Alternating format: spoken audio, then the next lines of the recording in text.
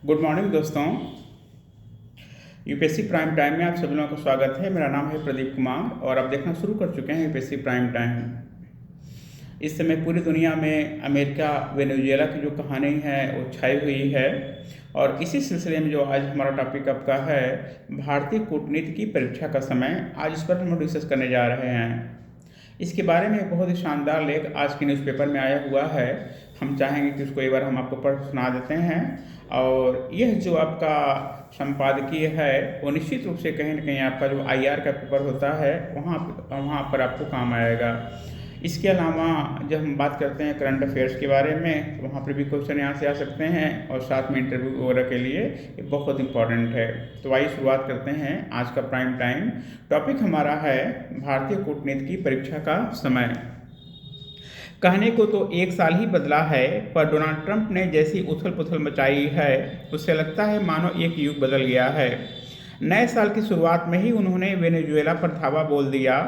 America इस वर्ष अपनी स्थापना की 250वीं जयंती मनाएगा, लेकिन दुनिया के सबसे उदार, संतुलित और स्थिर लोकतंत्र के संस्थापकों ने क्या कभी सोचा होगा कि कोई राष्ट्रपति 250 वर्षों से स्थापित व्यवस्था को केवल एक साल के भीतर उलट पुलट देगा। अफ्रीकी मूल के फंक गायक जेम्स ब्राउन का मशहूर गीत है इट्स मेंस वर्ल्ड, यह मर्दों की दुनिया है। उसी तर्ज पर कहा जा सकता है कि यह ट्रंप की दुनिया है, खासकर भू राजनीति और अर्थनीति के मामले में। ट्रंप की दुनिया में किसी स्थापित कूटनीति परंपरा और अंतर्राष्ट्रीय कायदे कानून की कोई गारंटी नहीं है। यह द्वितीय महायुद्ध के बाद बनी नियमबद्ध व्यवस्था वाली दुनिया से नितांत भिन्न है, जिसके आधार पर भारत की विदेश और व्यापार नीति टिकी है। जिस गुटबाजी से भारत को परहेज था वह सोवियत संघ के विघटन से टूटी और दुनिया एक ध्रुवीय बन गई। भारत ने गुटनिरपेक्षता की जगह हित सापेक्ष स्वायत्तता की नीति अपनाई और खेमेबाजी से दूर रहते हुए अपनी सामरिक एवं आर्थिक शक्ति के विकास के लिए अमेरिका का रणनीतिक और व्यापारिक साझेदार बन गया। भारत से पहले चीन ने भी गुटबाजी छोड़कर अपने सामरिक हितों की रक्षा करते हुए अमेरिका के साथ व्यापारिक साझेदारी की, जिसकी बदौलत आज वह अमेरिका को हर क्षेत्र में चुनौती देने की स्थिति में आ गया है। ट्रंप खुद चीन को G2 का दूसरा G यानी दूसरा महाशक्ति मान चुके हैं। रूस को वे सामरिक महाशक्ति मानते हैं, लेकिन वह वैश्विक शक्ति संतुलन की तीसरी ध्रुवी बनने की ओर स्थिति में नहीं है। यूक्रेन युद्ध और आर्थिक प्रतिबंधों ने उसे चीन के खेमे में पहुंचा दिया है। यानी दुनिया एक बार फिर दो खेमों में बढ़ती दिख रही है, जबकि भारत बहुपक्षीय व्यवस्था चाहता है।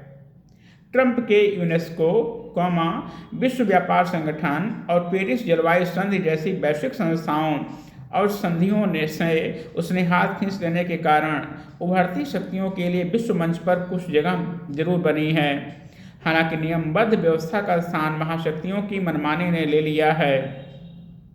अमेरिका का वेनेजुएला पर हमला कर राष्ट्रपति मादुरो को बंधक बनाना, ईरान और नाइजीरिया पर हवाई हमले और ताइवान को डराने के लिए चीन के सैनिक अभ्यास इसके ताज़ा उदाहरण हैं। महाशक्तियों की मनमानी भारत के लिए चिंताजनक है। भारत चाहता जरूर है कि वैश्विक संस्थाएं अमेरिका और यूरोप के नियंत्रण से मुक्त हों, यह नियमबद्धता की कीमत पर नहीं। वह चाहता है कि वैश्विक संस्थाओं में भारत, ब्राज़ील, दक्षिण अफ्रीका और जापान जैसी शक्तियों को भी आनुपातिक प्रतिनिधित्व मिले। महाशक्तियों की मनमाने वाली अव्यवस्था में यदि भारत को सुरक्षा परिषद और विश्व बैंक जैसी संस्थाओं में उचित स्थान मिल भी जाए तो उसकी व्यवहारिक उपाध्यक्षता क्या रह जाएगी। हकीकत यह है कि भारत को इसी व्यवस्था के भीतर अपनी विदेश नीति की कौशल से अपनी जगह बनानी है। इस साल उसे ब्रिक्स देशों की अध्यक्षता करनी है, जहां उसे दक्षिणी देशों का नेतृत्व करने का अवसर तो मिलेगा, मगर उसके लिए उसे चीन का सामना भी करना पड़ेगा। ब्रिक्स का सदस्य ईरान भी है, जहां मुद्रा के अवमूल्यन और आर्थिक संकट को लेकर विरोध प्रदर्शन हो रहे हैं। ट्रंप ने धमकी दी है कि यदि प्रदर्शनों पर सख्ती बरती गई तो अमेरिका हस्तक्षेप करेगा। अध्यक्ष होने के नाते ब्रिक्स देश के आंतरिक मामलों में हस्तक्षेप की यह धमकी भारत के लिए यूक्रेन जैसा धर्म संकट खड़ा कर सकती है। भारत को एक साल से टलती आ रही क्वाड शिखर सम्मेलन का आयोजन भी करना है, जो ट्रंप की भारत यात्रा पर निर्भर करेगा।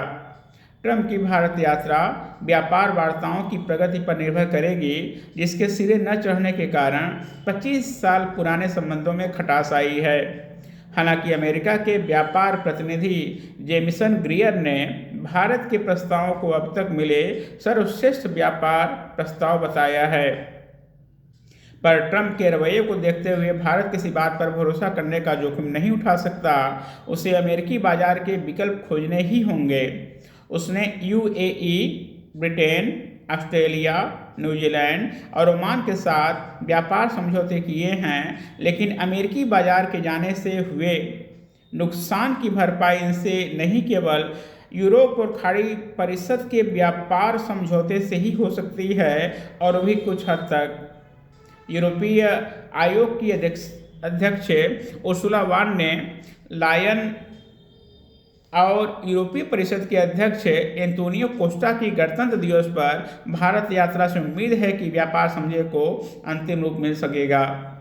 भारत की विदेश और व्यापार नीति की असली परीक्षा दक्षिण एशिया में होगी।